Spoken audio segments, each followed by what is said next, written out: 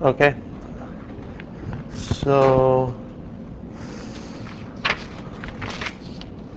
today we will do. We'll just go over the exam pretty quickly. So the exam when everyone did pretty well. I think the only real problems were with some parts of problem. Yeah, I guess problem 3 some people didn't get. Some parts of problem 4 and problem 5. If you knew how to do it, it was easy. If you had no idea, it was you had to be pretty creative. A lot of people were. Yeah, so we'll just go through it. Am I grading the homework? No, are you going to go over any of the homework assignment for this week or no? There's a homework assignment for this week? Is it due? When? It's next week. Oh, never mind. Yeah. Okay, So sorry. next week probably.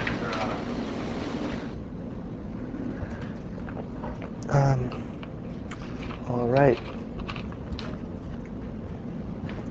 So, actually, let me leave the exams here.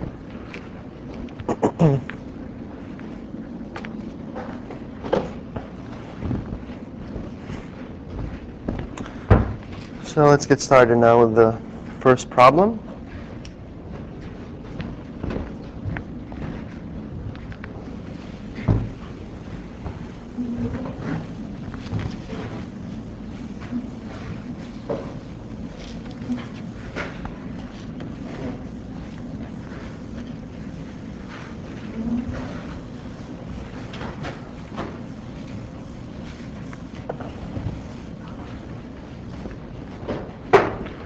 Okay, so the first problem is pretty easy. I think almost everyone got it. This is just a classic Bayes rule application. So we have an instructor and 3 students who have coins. So Shabali has 2 dimes. So this is problem 1. 2 dimes, 3 quarters.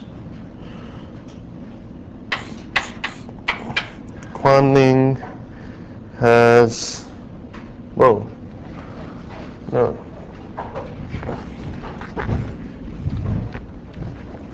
Sorry. Chavalit has a nickel and 2 dimes. Quanling has 2 dimes, 3 quarters, and Xiaolu has 3 pennies, 3 dimes, 3 quarters. Okay, so we suppose that the instructor picks one of the selected people coins at random, with each coin having equal probability of being selected. What is the probability that the selected coin is a dime? So, now this is here to calculate this probability. We just condition on who is actually picked, right? So we condition on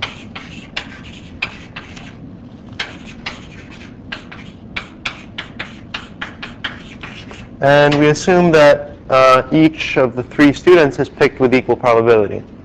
So this would be 1/3 times probability of getting a dime given that we pick Chavalit, plus 1/3 times probability of dime given that we pick Quanling, plus 1/3 and pick the 3rd person. And so this is just equal to 1/3 times, well, this is 0. Oh no, this is, we have 2 over 3 plus 1/3 times 2 over 5 plus 1/3 times 1/3. 3 over 9. So what do we get? We end up getting 7 over 15. So this is part A. Pretty simple. Now, suppose that the selected coin is a dime. Given that it is a dime, okay, that's redundant, what is the probability that it belonged to Quan Ling? So in other words, given that what we pick is a dime, so that's what we're conditioning on, what is the probability that it originated from the second person? So this probability is not readily computed, but it is if we do a little bit of Bayes' rule. So we rewrite this in terms of the ratio of the joint divided by the probability of the event that we're conditioning on. And now we rewrite this joint probability by reversing the conditioning in this way.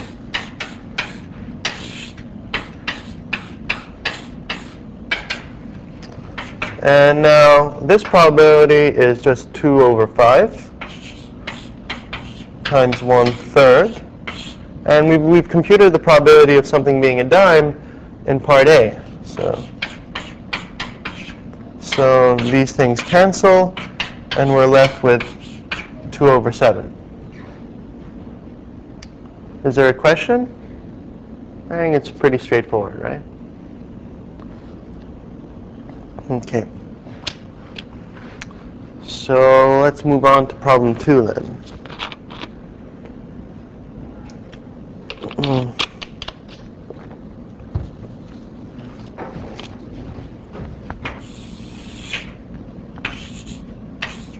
Okay. So here we have x and y are two random variables. So x and y. And they have this joint probability distribution function. So f of xy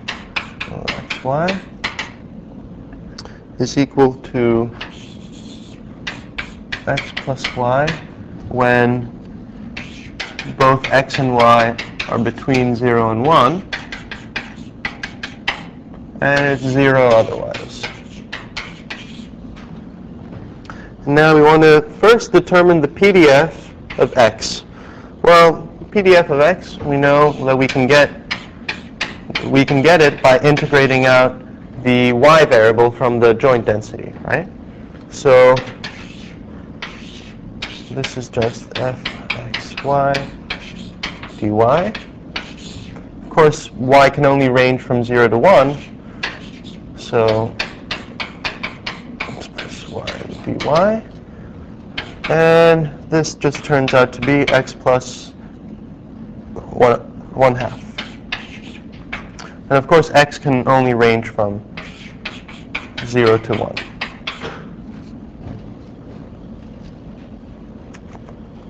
So, okay.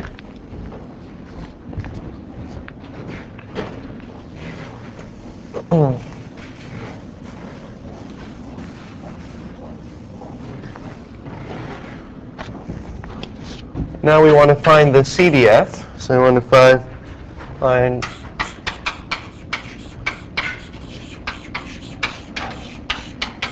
so the CDF is just defined as the probability that big X is less than or equal to some value little x. So we would just be integrating from 0 to little x plus 1/2 du. And what do we get here? We get x squared over 2 plus x over 2 when x ranges from 0 to 1. So I'm going through these things pretty quickly because I'm sure that everyone pretty much knows how to do this. Okay, now are the random variables x and y independent? Well, No, they're not independent.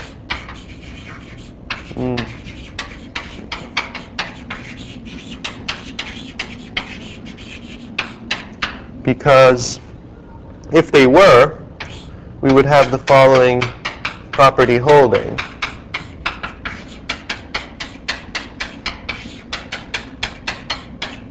And of course, we know that this is equal to x plus y, and fx of x is just x plus 1/2. Then by symmetry, we know that the PDF of y would just be y plus 1/2. And these two are definitely not equal for all values between 0 and 1. So, x, y.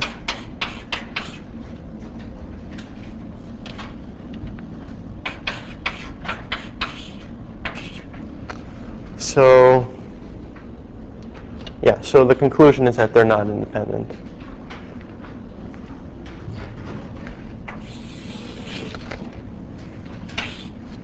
Okay. Now we want to give an expression for expected value x plus y squared. So, expected value of x plus y squared, we know that it would just be double integral from 0 to 1 of whatever of the function, so x plus y squared, times the, actually before we do this, in theory, we would have something like this. We don't know what the limits are, but we know what the PDF is. Now since we know that fxy is equal to what is given to us, we just substitute that in here, and we get times x plus. And this answer would have been good enough. I mean, there's no real point in calculating this double integral. I guess after calculations, it turns out to be 3/2. Okay.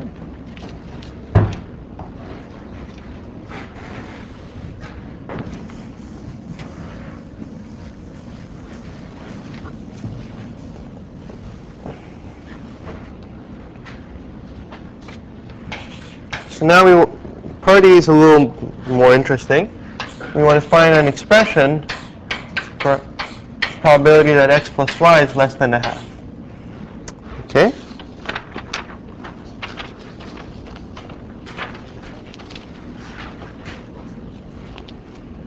So this is literally double integral over this region of fxy, x, and y dx dy.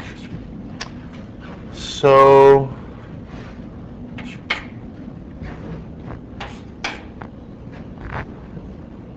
this is not so hard to calculate because this is an easy double integral, but whenever you're faced with something like this, a good idea is to just look at what region it is that you're integrating over. So in this case, say that this is the y-axis, this is the x-axis. So x and y can range from 0 to 1. And say that we fix, so we want to find this region here. So let's determine it in terms of y. We want this. So in other words, we want to be underneath the line that is determined by this equation here. So find 1/2, 1/2. So this is the region that we want to be integrating over. So in other words, if we first integrate with respect to y, well, y is going to range from 0 to 1/2 minus x. And of course, x can range from 0 to 1/2. From 0 to 1/2.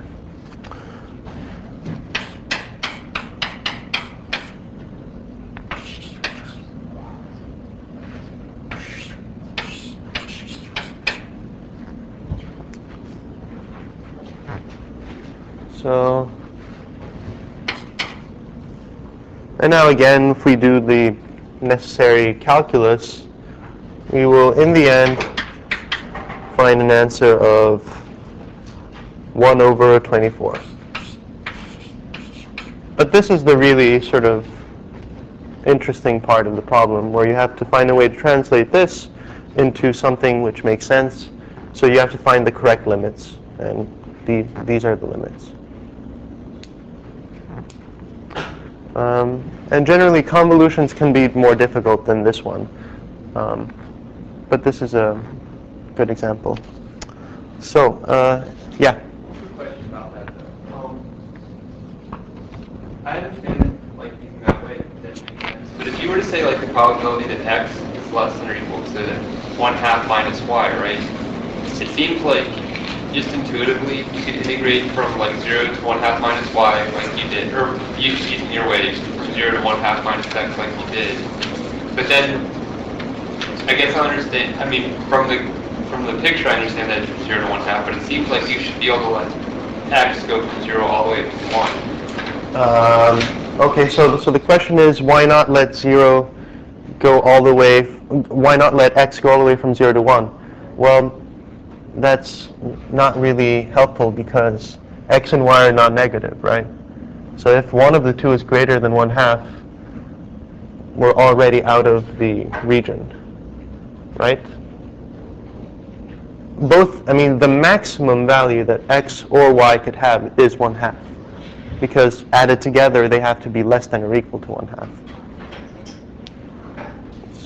So that's why this is kind of helpful, because you can readily see that x and y have to be less than 1/2. So, any other questions?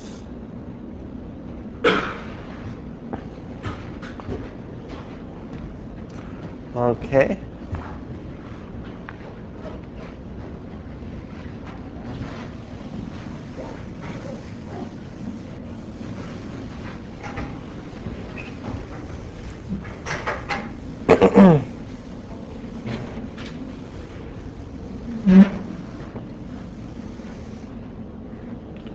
So now let's do problem 3. So this was a central limit theorem problem. So Christina claims that she has supernatural powers. So she can increase the chance the two coins tossed together come out the same, either both heads or both tails. We decide to test her talent. Suppose that we conduct a series of experiments. In each experiment, we toss 2 coins and observe whether or not the outcomes are the same. Suppose that we repeat the experiment 10,000 times, and Christina is successful 5,271 times out of 10,000. So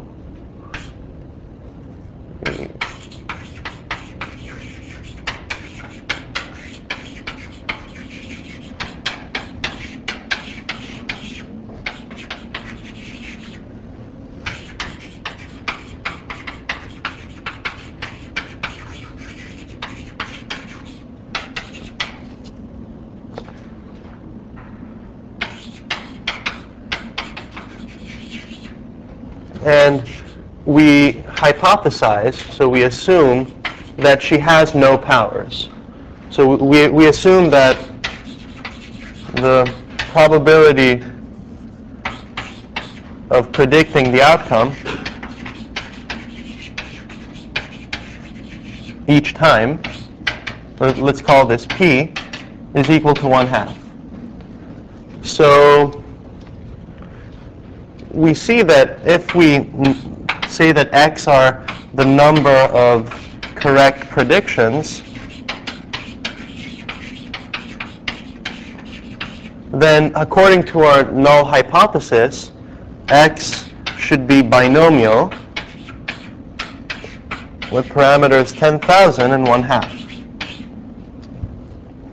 So we know that Christina got these many right. So let's see, under our null hypothesis, what is the probability that she would have gotten these many right? If this probability is pretty small, then we can say, well, yeah, it seems like she does have some kind of ability. If it's not that small, then we can say that she just got lucky. But this is kind of what we have to do.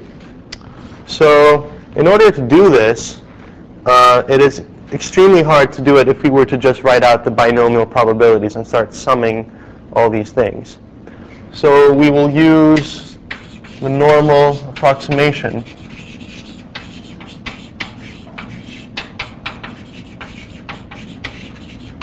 to the binomial. So we know that the expected value of x is just n times p. So in our case, it would be 10,000 times 1/2 is equal to 5,000.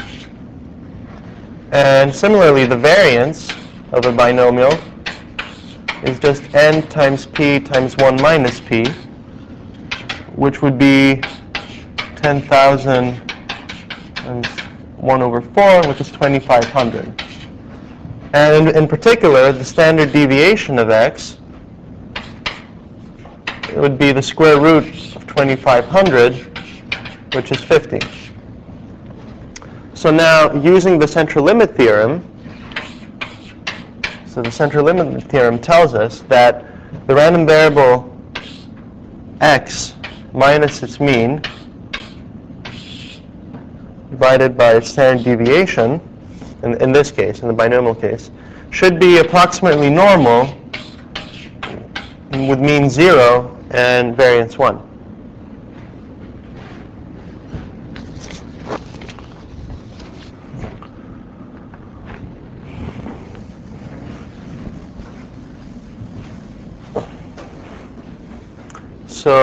So let's use this fact now to calculate that probability.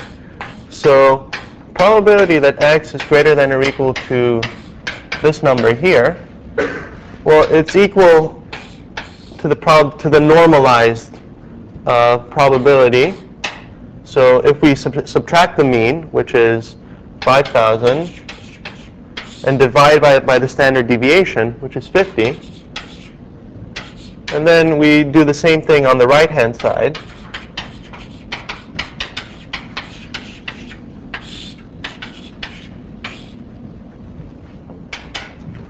And now we know that this random variable here is a normal 0, 1. So we denote this as z. Probability that z is greater than or equal to 271 divided by 50. So this is, say, less than probability that z is greater than 5. So this is a probability that a normal random variable, a standard normal random variable, is farther away than 5 standard deviations from the mean. And that is an extremely low probability. Yeah,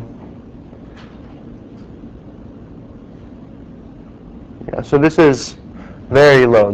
This is less than 0.0002. So it's very small. And this is because, the normal random variable looks something like this. And, already, if we are 3 standard deviations away, the probability here becomes very small too. I think it's something in the order of 0.0002. So this probability is very small. So we can conclude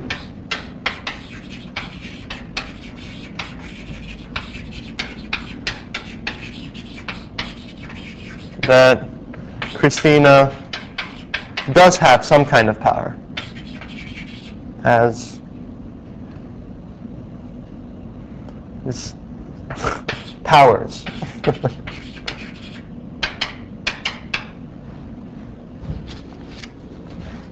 So are there any questions on this?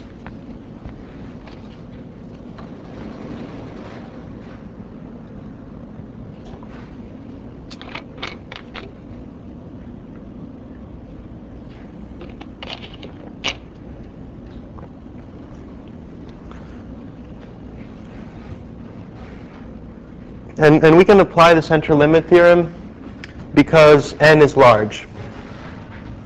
This n is large enough. I think typically, n has to be greater than 50 or something. That's the empirical rule for you to approximate the probability. And here n is much greater than 50, so that's how we get it.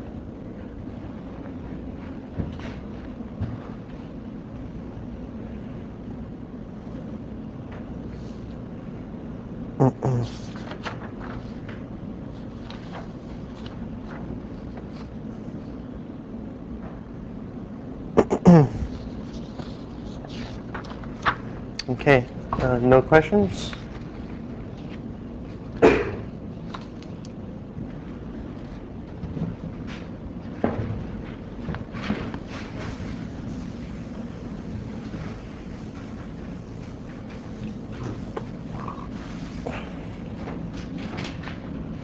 So now for problem 4. Problem 4 has quite a few subparts to it.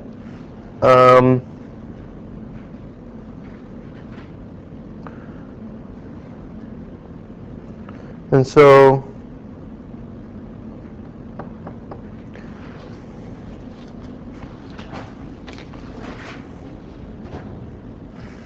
the way to do this problem is to obviously draw a diagram, see what is accessible from what.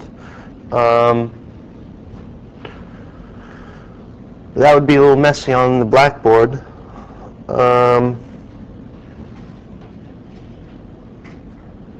So let's see.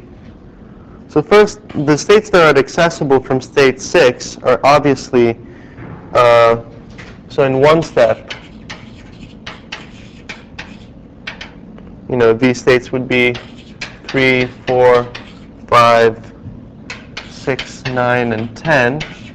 And then in 2 steps, we could also visit state 7.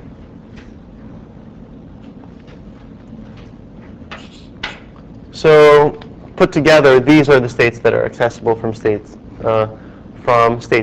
6. Note that a state is accessible from another state if there is a positive probability of you going from that state to the... Of the what? Yeah, there are solutions available. Okay. Yeah, so, I think these parts are really might not even be really worth going over.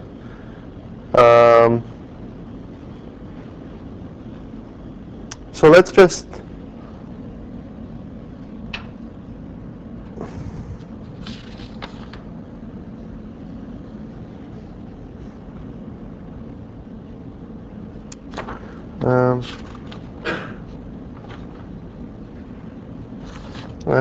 but let's do it anyway. So, from which states is 6 accessible? Well, you can only go to 6 from 1 and 6, so this is just 1 and 6. Then states 1 and 6 do not communicate.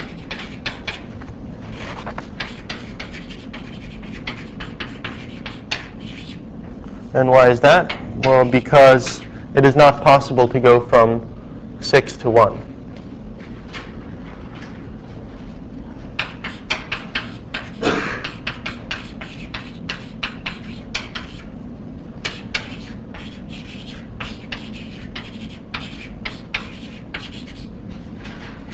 Okay. Now the communication classes of this Markov chain are, so in order to determine them, of course you have to look at the matrix and see what set of states is such that from any one of them you can, or any one of them communicates with all the rest. And if you were to look at them a little carefully, and I think almost all of you got this, these are the classes.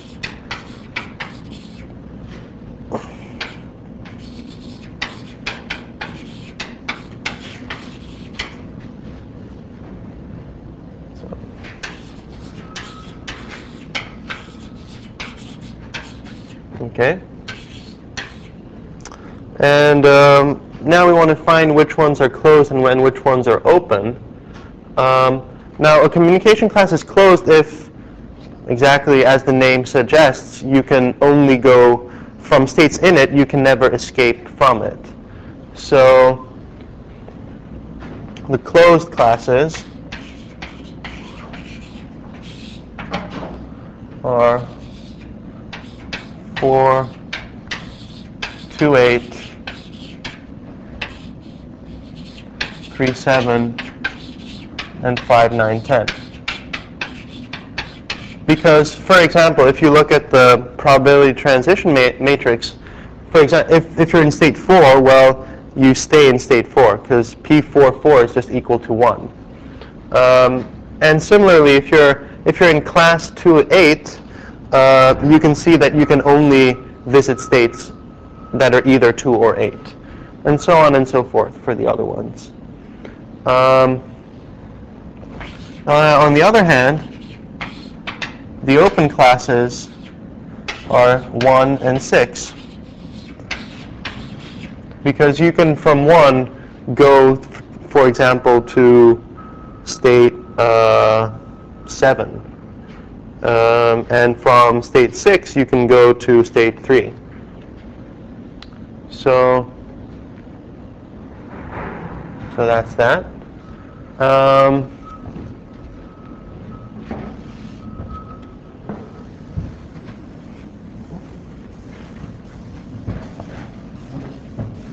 Sorry, I'm going through this pretty quickly, but unless there are questions, I don't think it's really worth dwelling on it that much.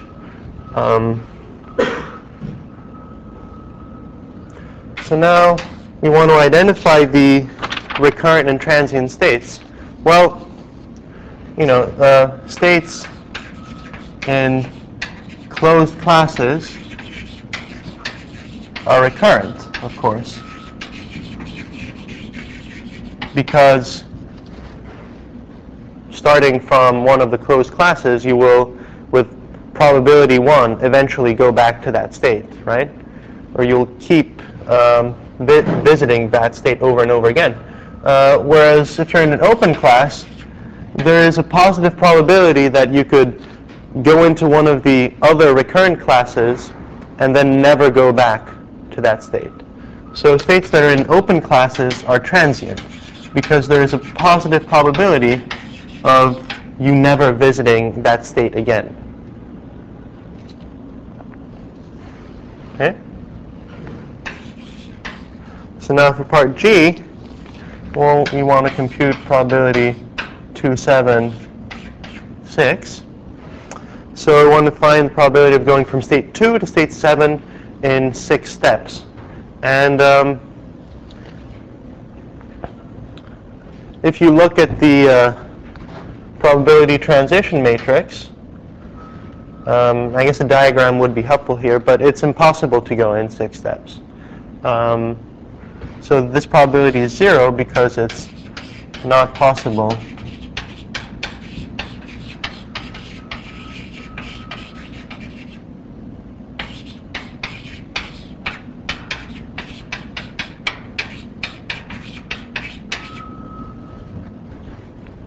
There's no 6-step path that would take you from state 2 to state 7. Or In fact, I mean, actually, it's much simpler than that, because if you start in state 2, it's a closed class, so you get stuck in just going to state 2 and state 8, so you can't escape from it, so you obviously cannot go to state 7.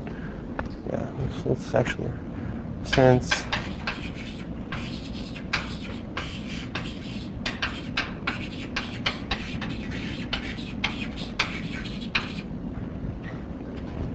okay.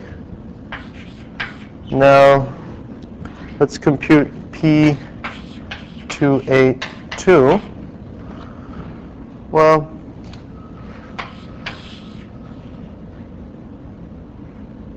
what is P22, P28, P8. Okay. So this is, in our case, this is our little p here. And so there are two ways we can do this. We could either find what p squared is. So, it would be, and then read off the 2-8 entry and find, this 2-8 entry.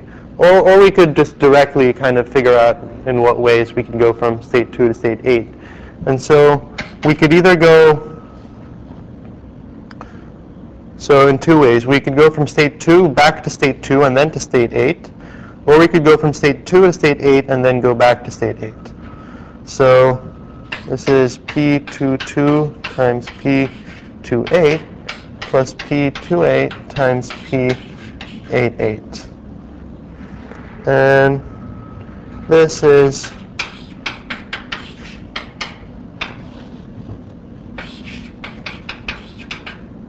0.32.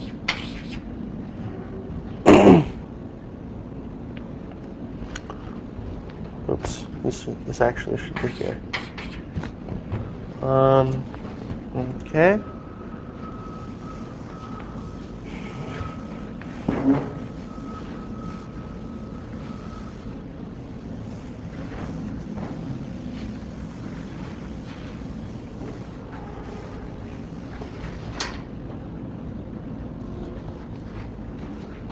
Now, we want to calculate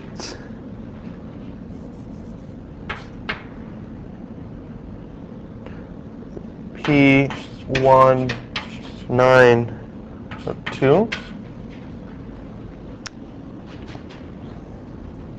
So again, we just have to sort of enumerate the total number of ways that we can go from state 1 to state 9. So there are 3 ways.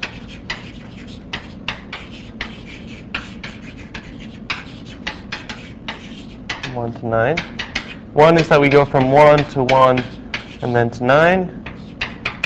The second is that we go from 1 to 6 to 9. And the third, we go from 1 to 9 and then back to 9. And this has probability P11 times P19. This is probability P16 times P69. This is probability P19 times P99. And so we add all of these up, and we get 0.18.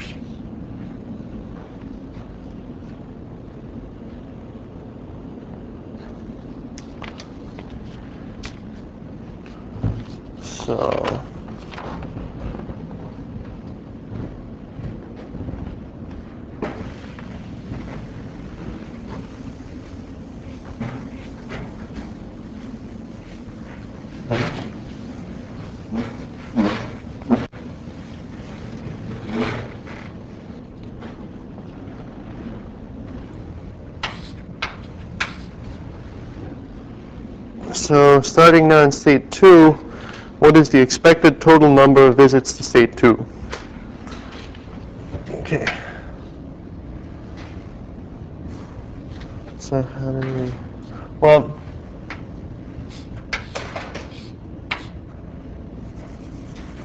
it will be infinite. So since 2a is a closed class.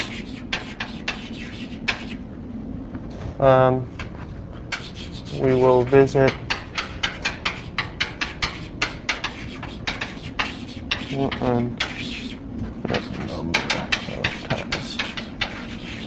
because we will just keep going back to state 2 over and over again. Now, starting in state 1, what is the expected total number of visits to state 10? So actually a lot of people didn't get this. So maybe it's worse.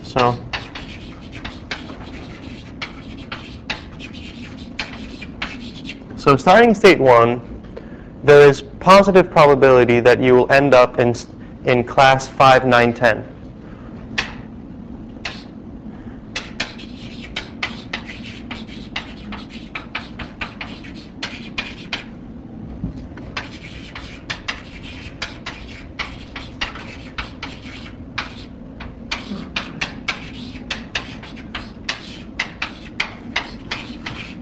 So it is possible to go there.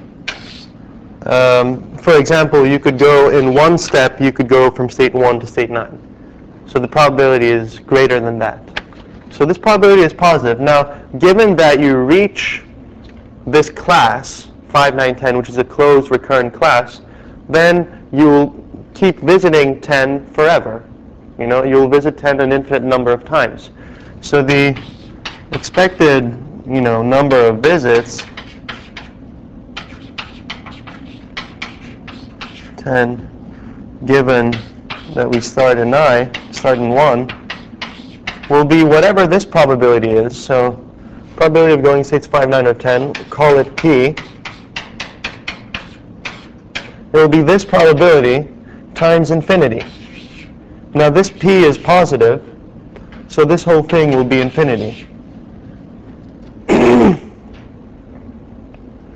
So this was a slightly tricky problem because, you're not starting in this class, but you're starting from somewhere where the probability of reaching this class is positive. So therefore, the expected number of times you visit 10 will still be infinite.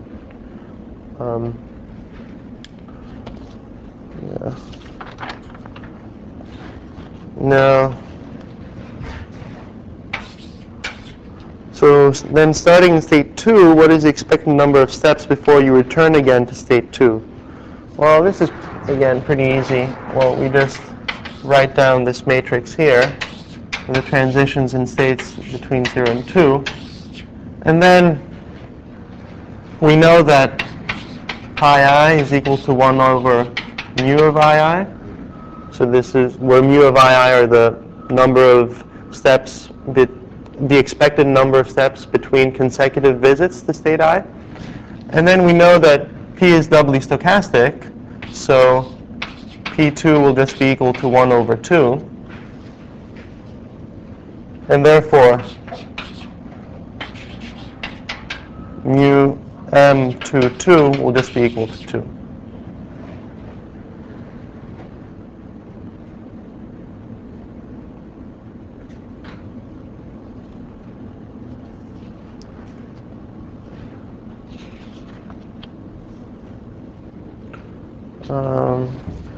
Okay. Any questions about this?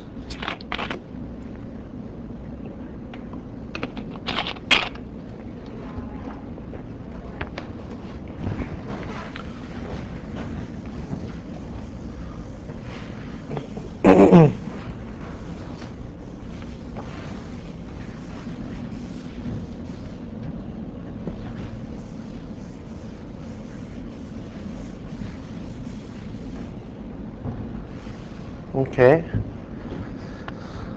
So now for part M, we know that the transient states are just 1 and 6. So to put this matrix into canonical form, we know that it is enough to consider states 1 and 6 in the very end sort of our matrix, and we'll have this Q matrix here probabilities of transitioning from 1 to 6 and 6 to 1 and so on and so forth. And we'll have this R matrix here. And everything else sort of here. So, and then the rest of sort of P. I guess Professor Witt has 1, 2.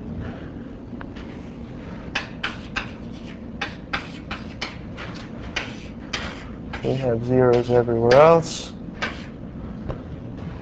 So this is sort of what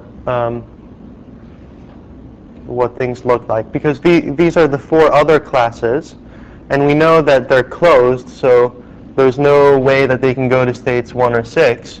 Or if you're in class 1, you only stick to states in class 1.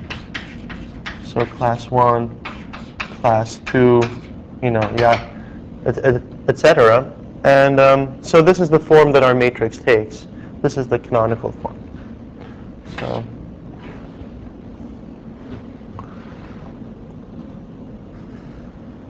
okay.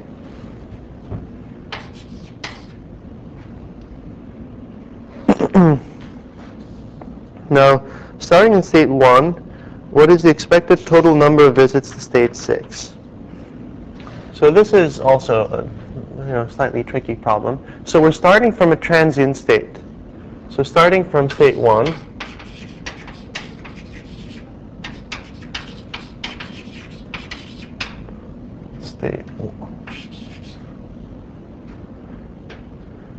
starting state 1.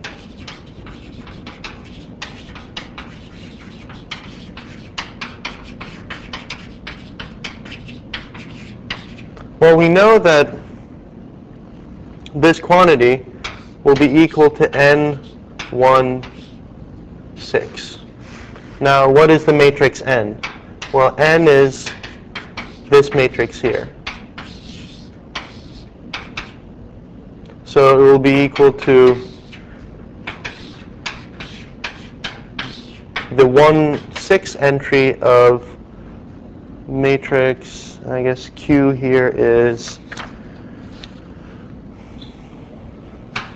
0.1, 0, 0.2, 0.2. No, this is the inverse. So this is equal, and this matrix ends up being equal to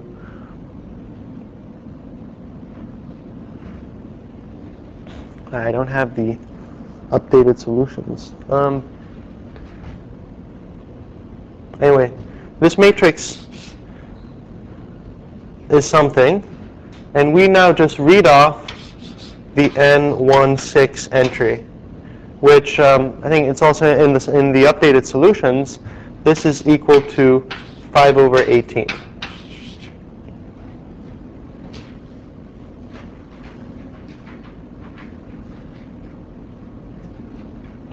Now, for part O, we want the approximate value of P1725. Okay, so now we can approximate this by the probability of starting from I from 1 and getting absorbed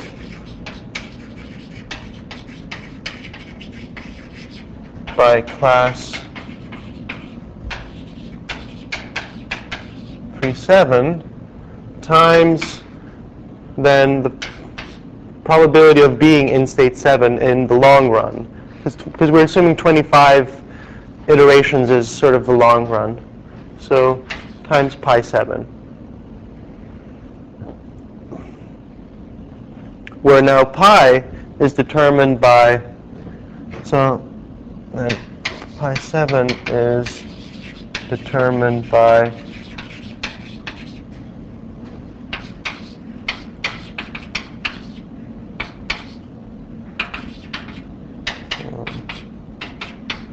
and where p now is equal to the transitions between states 3 and 7. So I guess P is 0.5, 0.5, 0.2, 0.8. Okay, and actually this gives us a value of 5 over 7.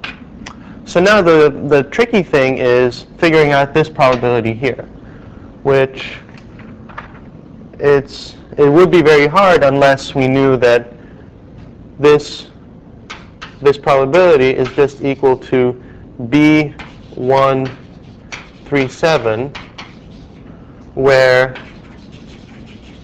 B is the matrix that's obtained by the product of the N matrix and the R matrix. Now of course, for the R matrix is 1 by 4, because there are 4 recurrent classes.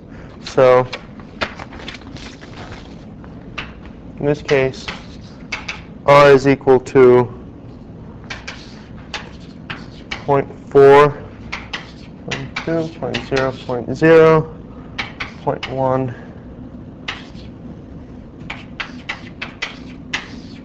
So this corresponds to recurrent class 4.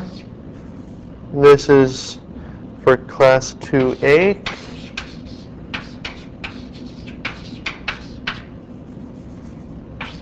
Seven and 5, 9, 10. And note that we get these entries by just summing up the columns that correspond to states 2 and 8. And the columns of the original R matrix here, that all would correspond to class 1 or class 2 or class 3.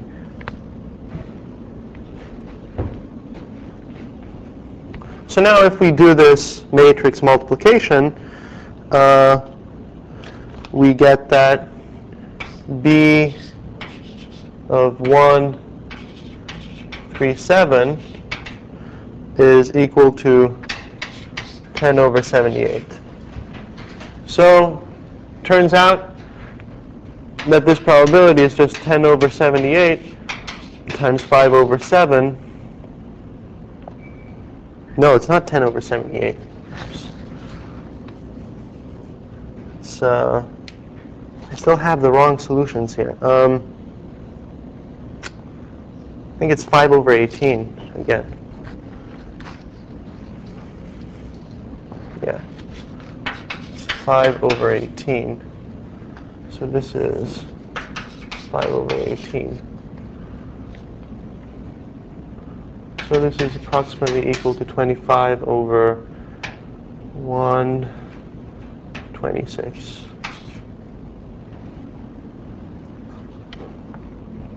So are there any questions on this? This is a long problem. I think the only kind of tricky part was part K. A lot of people didn't get that. And then part N and O, where you just had to remember what was done in class with the absorbing chain theory stuff. So now let's move on to the last problem.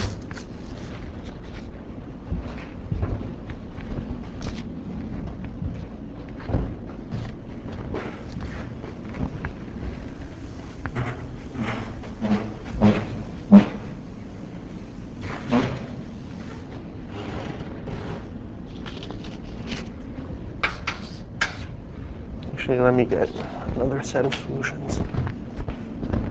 Nice. So here we have a graph, a weighted graph.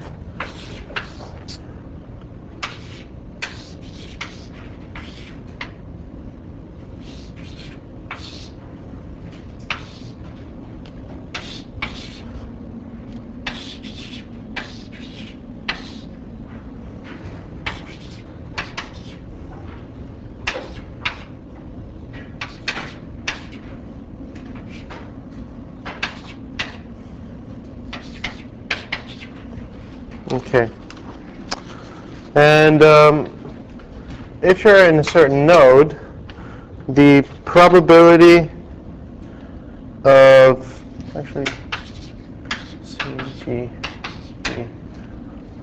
so the probability of going from I to j is just the weight of arc ij over the sum of the weights ij for all j.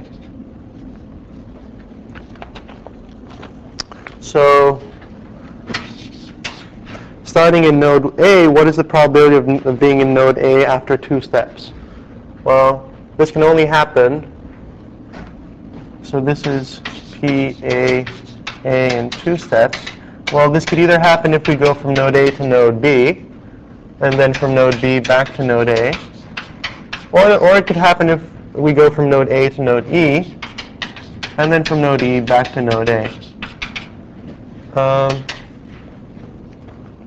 And this probability is 5 over 12 times, 5 over 10, I'm sorry, times 5 over 12 plus 5 over 10 times 5 over 7.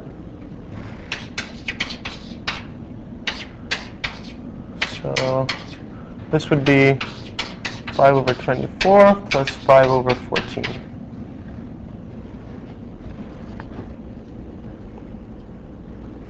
Now, if we start in node A, what is the probability of being in node A after 3 steps? Well, is there any way that we can go back to node A in 3 steps? The only way that would be possible is if there existed some arc like this. So we could do something like, this, or or something like this. So it's impossible to do this. So it's clearly 0. Now, is a Markov chain periodic? This is a trick question. A lot of people made a mistake on this question. You would think that since it's impossible to go back from A to A in 3 steps, that the chain has period 2, but that's not the case, because you can go back in 5 steps, 1, 2, 3, 4, 5. And remember what the definition of periodicity means. A Markov chain has period of, in our case, 2, if it can only go back to itself in an even number of steps, so in a multiple of 2 steps. Well, in this case, it can go back in 5 steps, so the period is not 2. So the chain is aperiodic. There is no period to it. And for this, you have to sort of carefully look at the definition of periodicity.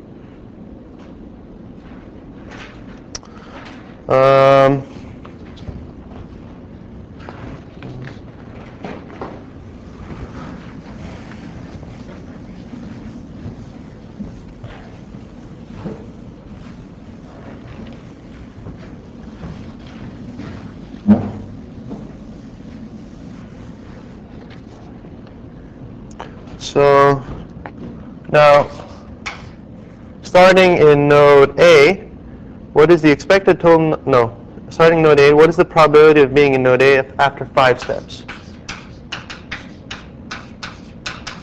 So what is this probability? Well, here we just have to sort of enumerate all the paths that would give us, that would go from A back to A in 5 steps. So let's look at the graph again. So one path would be to go from A to B, C, D, E. So we could go like this. So this would be one path. Another path would be to do the reverse. Then we could also do something like this. then go back here. Or we could do something like, actually,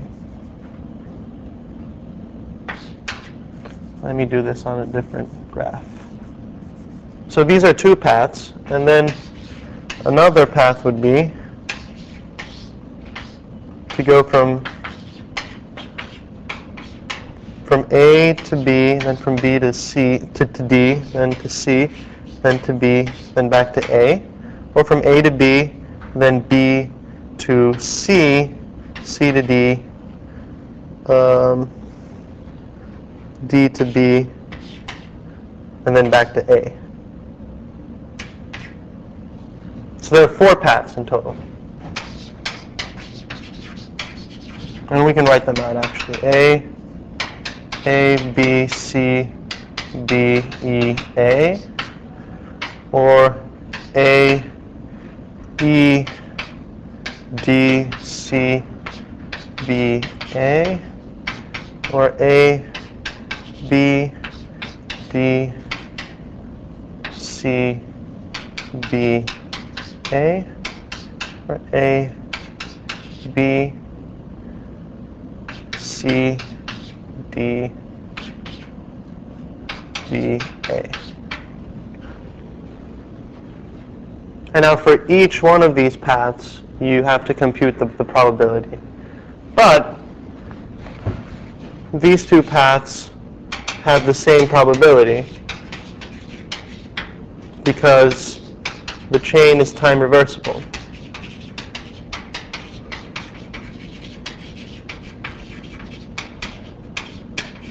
And the same thing here. Because we know that if the chain is time reversible, then the probability of going from n1 to n2 to n3 back to n1 is equal to the probability of going from n1 to n3 to n2 back to n1. So in the end, you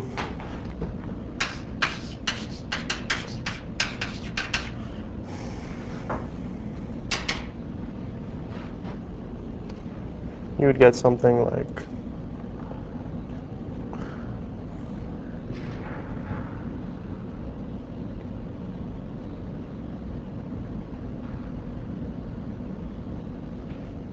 so 2 times 5 is 2 times 10 and 5.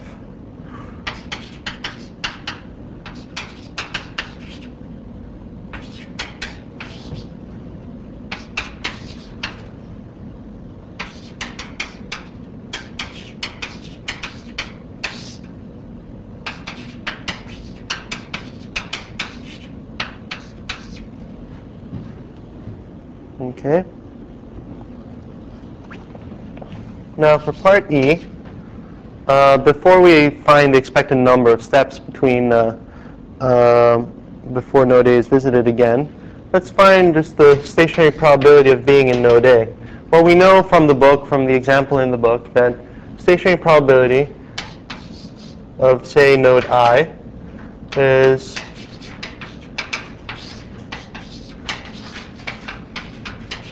given by this ratio.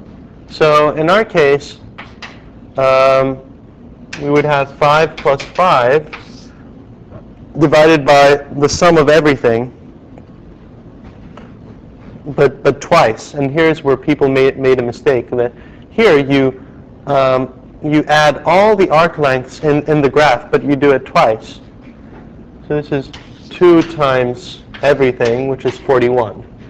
So it would be 10 over 82, so 5 over 41. And then we know that pi I is equal to 1 over MII. So MAA, actually let's write A here. Oops. So MAA would just be equal to 41 over 5. And we also answered now part F.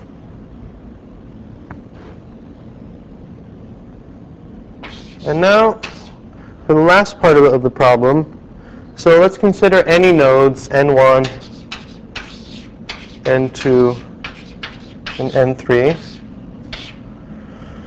And we consider the forward path and then the backward path of going from N1 to N3.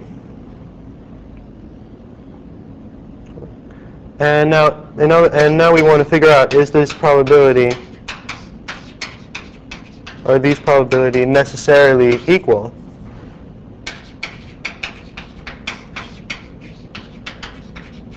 And the resounding answer in this case is no.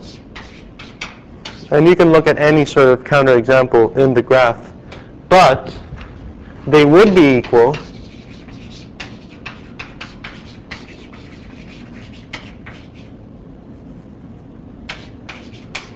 if N1, the beginning node, and the end node were the same. This is by time reversibility.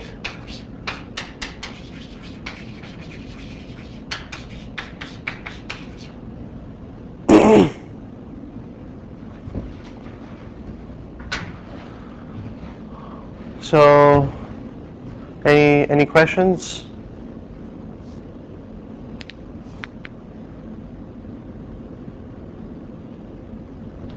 Okay, I think that concludes it. Thank you.